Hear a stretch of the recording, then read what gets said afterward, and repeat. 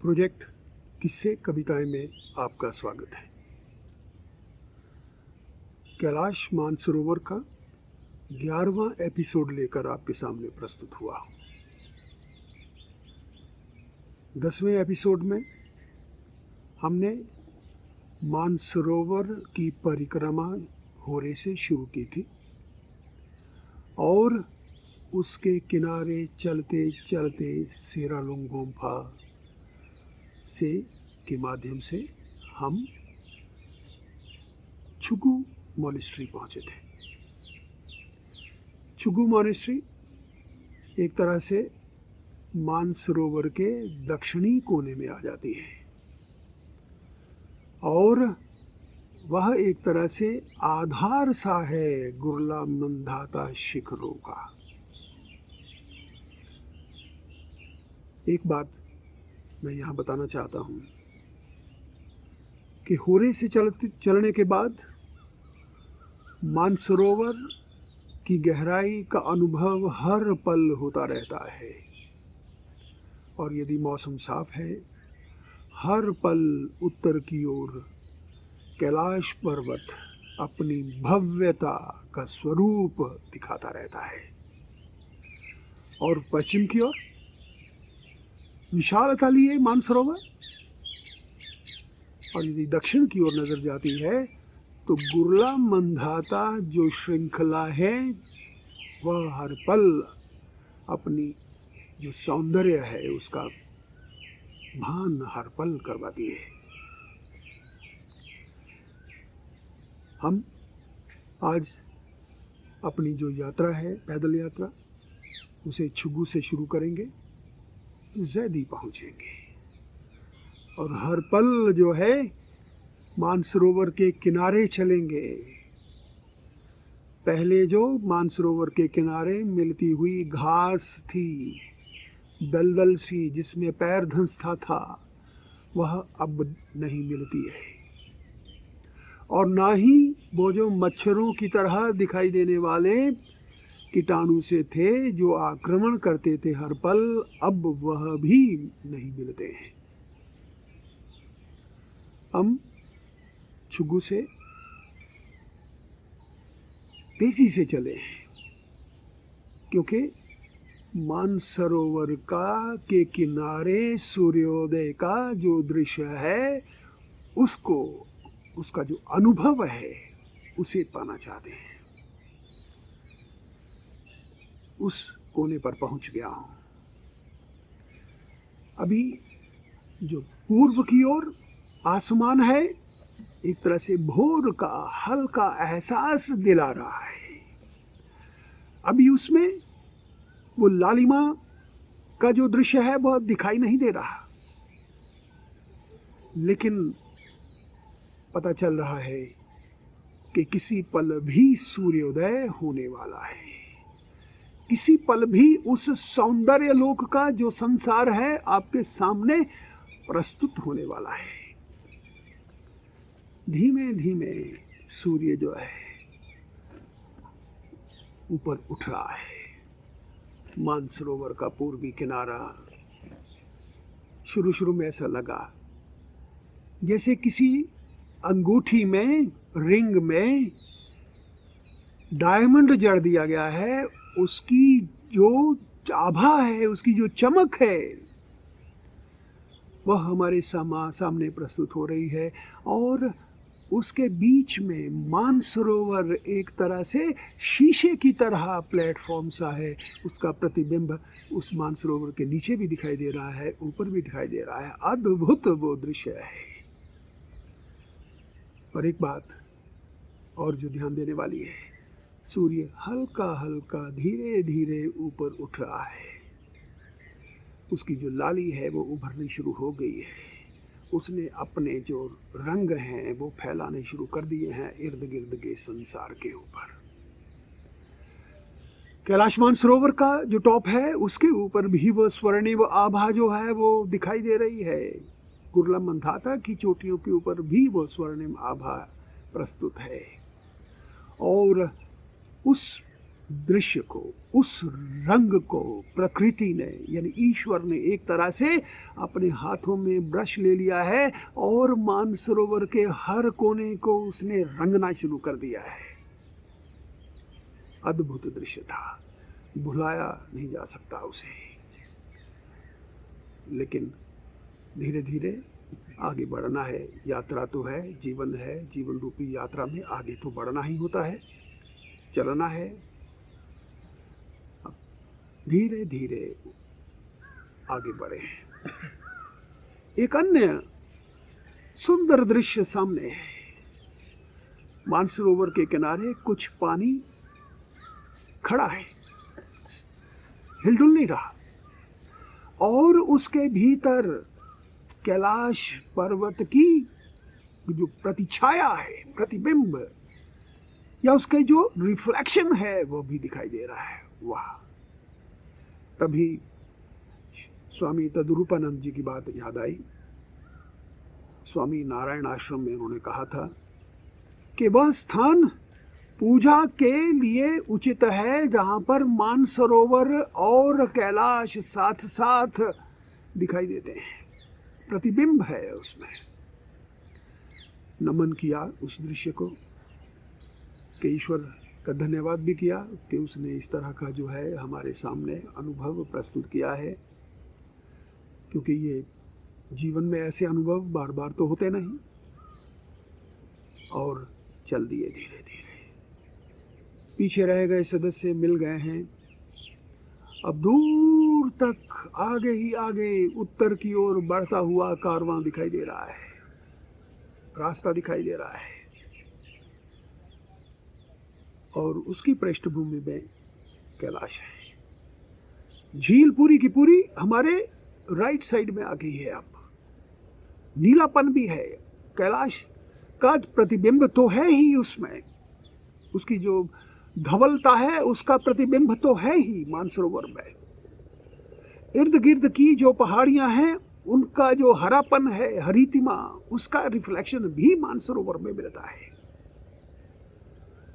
यही नहीं, जब आसमान साफ है और आसमान की जो गहराई है, उसका जो नीलापन है, वह भी मानसरोवर में जब अपना प्रतिबिंब छोड़ता है तो लगता है मानसरोवर ने अपने अलग अलग रूप धारण किए हुए, अलग अलग उसके मूड्स हैं।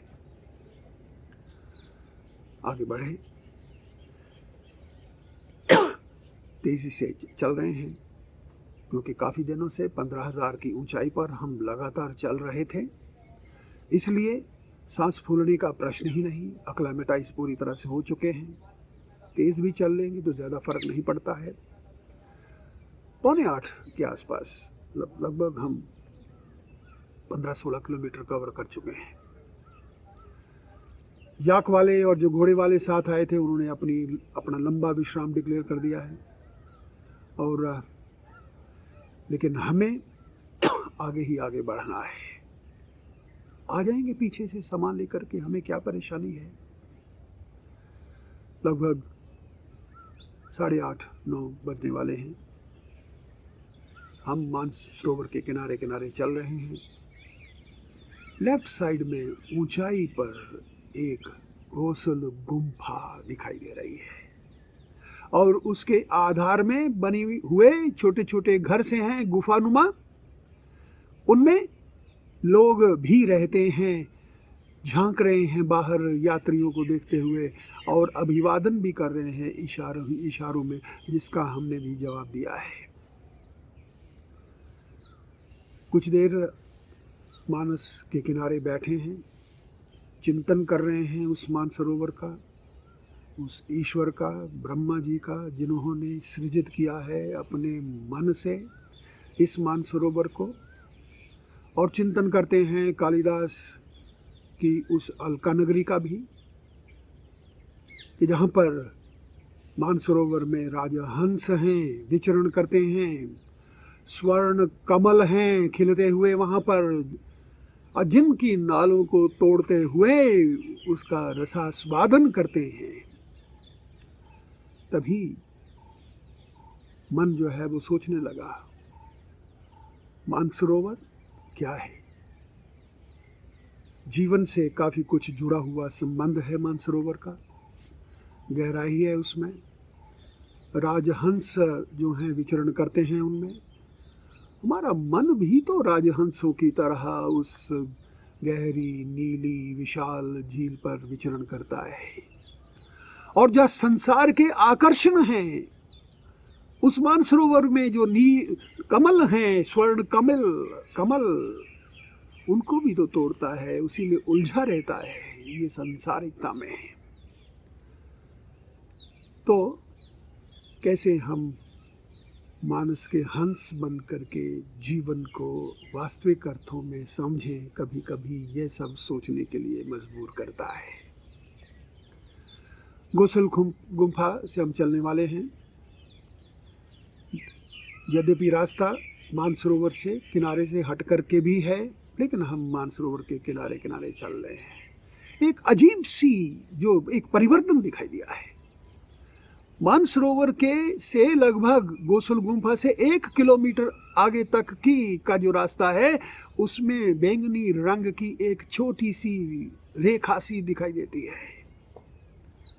कुछ ना कुछ केमिकल्स रहे होंगे इस क्षेत्र में। और जैसे ही वो क्षेत्र के पार पहुंच गए हैं, लगभग 1 किलोमीटर तक ये जो रेखा है वो चली है, छोटे छोटे काले पत्थर दिखाई दिए। चुनने का फिर क्रम शुरू हुआ और उन काले पत्थरों के बीच में तांबे सी स्वर्णिम जो है रेखाएं हैं। तभी लगा कि हो ना हो कहीं स्वर्ण की खाने तो नहीं है, सोने की खाने तो नहीं है इधर, क्योंकि कहीं ना कहीं उसका वर्णन भी आता है। जैदी और गंगाचू के आसपास एक विशाल जो है स्थान बना है, स्मारक सा, जहाँ पर एक लंबे चौड़े डॉग के आकार का वो ऐसा मेटल मिला होगा, स्वर्णिम मेटल। ऐसा लगता है कि यही कहीं ना कहीं वह है। यात्रा खत्म होने वाली है, जैदी आने वाला है। दूर कुछ एक सदस्य पहुंच गए हैं, जिसकी पृष्ठभूमि में कुछ एक गाड़ियों के निशान हैं, जिससे पता चलता है कि वे निशान जो हैं आपको तारचन की ओर ले जा रहे हैं। और जैदी के जो बने हुए रूम्स हैं उससे मानसरोवर जो है पुनः नॉर्थ की ओर कटती है। पहुंच गए हैं। यहीं पर जो है एक तरह से यात्रा समाप्त होती है, परिक्रमा मानसरोवर की। मैं यहाँ बता देना चाहता हूँ, एक तरह से ये अधूरी परिक्रमा है, क्योंकि जैदी से होरे तक का जो क्षेत्र है उसमें परिक्रमा नहीं कर पाते हैं पैदल। कारण संभवतः कि इस क्षेत्र में ऊबड़ खाबड़ जमीन बहुत ज्यादा है और कैलाश पर्वत के साथ साथ जो पूर्वी क्षेत्र की छोटी बड़ी पहाड़ियां हैं उनमें से निकलती हुई जितनी भी नदियां हैं वह इसी क्षेत्र में आकर के मानसरोवर में मिलती हैं। शायद इसीलिए गाड़ी के माध्यम से या ट्रक के माध्यम से इस पूरी परिक्रमा का जो है ऐसा लगता है कि आपको गाड़ी से या वाहन से पूरी करवा दी है और आपकी परिक्रमा पूरी हो गई है। लेकिन कभी कभी लगता है कि शायद ये अधूरी परिक्रमा है। अब हमें पूजा पाठ के लिए तैयार होना था। अगले दिन प्रातःकाल के समय, यद्यपि मौसम खराब है, 11 बजे के आसपास पूरी तरह से मौसम साफ हुआ, पूजा आदि की। स्वामी आनंद भैरव गिरी जो हमारे ग्रुप में एक सदस्य थे, उनके आमंत्रण पर छियू गुम्फा में रह रहे, लंबे समय तक रहते हैं स्वामी विकास गिरी, वे भी आए और 2 स्वामियों की उपस्थिति में जो पूजा पाठ हुई है मानसरोवर के किनारे कैलाश पर्वत की गोद में भी बैठे हुए, उसका एक अपनी तरह का अद्भुत अनुभव था। स्नान आदि किया गया और जार्स भर लिए गए हैं मानसरोवर के जल के, जिसे एक तरह से प्रसाद के रूप में वापस लाया जाता है। लौटते हुए कुछ पलों के लिए जो जोरावर सिंह की समाधि है सिंह बाह का चोटन, वहाँ भी रुके, जहाँ पर बुद्ध पूर्णिमा के दिन पूरे की पूरी उस स्थान को डेकोरेट किया जाता है, उसके वस्त्र आदि बदले जाते हैं और तकलाकोट पहुंच गए हैं। तकलाकोट से एक स्थान और बचा था जहां एक व्यवस्था की गई है। खोजरनाथ एक गुम्फा है, प्राचीन गुम्फा है, करनाली नदी के किनारे। 3 उसमें प्रतिमाएं हैं। यद्यपि कुछ लोग जो हैं उसमें राम, लक्ष्मण और सीता जी की कल्पना करते हैं, परंतु ऐसा नहीं। वह तो गौतम बुद्ध के ही पूर्व जन्म बोधिसत्व, उन्हीं से जुड़े हुए कुछ एक जो है वो प्रतिमाएं हैं। और खोजरनाथ जो है लगभग 20 किलोमीटर के आसपास है, करनाली नदी के किनारे दक्षिण पूर्व की ओर। 3 बड़ी बड़ी प्रतिमाएं हैं। कमलासन उनका एक तरह से आधार है, बेस है। बीच में जाम्यांग, जिसको मंजू घोष का नाम दिया गया, लगभग 8 फीट की येलो फेस है उसका। उसके राइट साइड में चेन रे सिग अवलोकितेश्वर की एक प्रतिमा है 7 फुट ऊंची, जिसका फेस जो है वो वाइट है। और लेफ्ट साइड में छांगना दोरजी, वज्रपानी भी जिसे कह देते हैं, 7 फीट की वह भी एक प्रतिमा है जिसका फेस एक तरह से नीला है। विजिट किया, अच्छा लगा। अब हमारी योजना जो है, हमें भारत की ओर आना है। प्रातः काल के समय 2:30-3 बजे होंगे जब वहाँ से चल दिए हैं।